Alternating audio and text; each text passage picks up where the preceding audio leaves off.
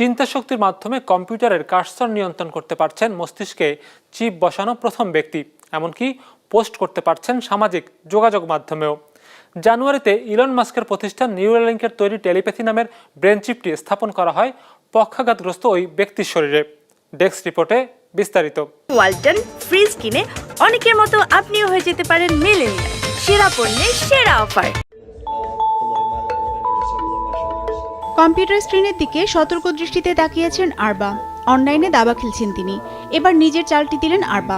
আপাত দৃষ্টিতে খুবই স্বাভাবিক, তবে আরবা কিন্তু হাতের সাহায্যে নয়, দাবার গুটিটি সরিয়েছেন নিজের চিন্তাশক্তির মাধ্যমে, যা সম্ভব হয়েছে তার মস্তিষ্কে বসানো নিউরালিঙ্ক চিপের সাহায্যে। 29 বছর বয়সী নোল্যান্ড আরবা 8 বছর আগে এক সড়ক দুর্ঘটনায় মেরুদণ্ডে আঘাত পাওয়ার পর কাঁধের নিচ থেকে শরীরের পুরো অংশ পক্ষাঘাতগ্রস্ত হয়ে পড়ে। চলতি বছরের জানুয়ারিতে অপারেশনের মাধ্যমে তার মাথায় চিপ স্থাপন করে ইলন মাস্কের প্রতিষ্ঠান নিউরালিঙ্ক। মস্তিষ্কে চিপ বসানোর কিছুদিন পরেই চিন্তাশক্তির মাধ্যমে সফলভাবে কম্পিউটারের কার্সার নাড়াতে সক্ষম হন আরবা। নতুন এই চিন্তাশক্তিকে তিনি তুলনা করেছেন স্টার ওয়ার্স সিনেমার টেলিপ্যাথি ক্ষমতার সঙ্গে। অবশ্য এই ব্রেন চিপটির নামও টেলিপ্যাথি। শুধু দাবা খেলাই নয়, চিন্তাশক্তি দিয়ে সামাজিক যোগাযোগ মাধ্যম এক্সে পোস্টও দিয়েছেন আরবা। অবশ্য আরবা জানিয়েছেন এই প্রযুক্তি শতভাগ নিখুঁত নয়। অনেক সময় এটি কাজ করতে বেশ সময় নেয়, তবে বেশিরভাগ ক্ষেত্রেই ঠিকভাবে কাজ করে।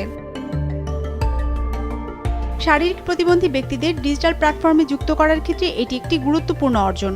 তবে চিপ বসানোর পরের প্রভাব জানার জন্য এটি এখনও প্রাথমিক পর্যায়ে আছে বলে মন্তব্য করেছেন ইউএস ন্যাশনাল ইনস্টিটিউট অব হেলথের সাবেক প্রোগ্রাম ডিরেক্টর। ইলন মাস্কের লক্ষ্য মানুষের মস্তিষ্কের সাথে কৃত্রিম বুদ্ধিমত্তার সংযোগ ঘটানো, যার মাধ্যমে এটি স্নায়বিক অবস্থাকে নিয়ন্ত্রণ করবে।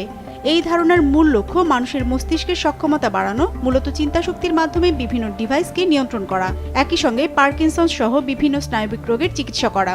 তবে সে পর্যায়ে পৌঁছাতে এখনও অনেক গবেষণা আর পরীক্ষা নিরীক্ষার প্রয়োজন বলে মত বিশ্লেষকদের। হিরজুন মীরা, বিজনেস রিপোর্ট, মাছরাঙা টেলিভিশন।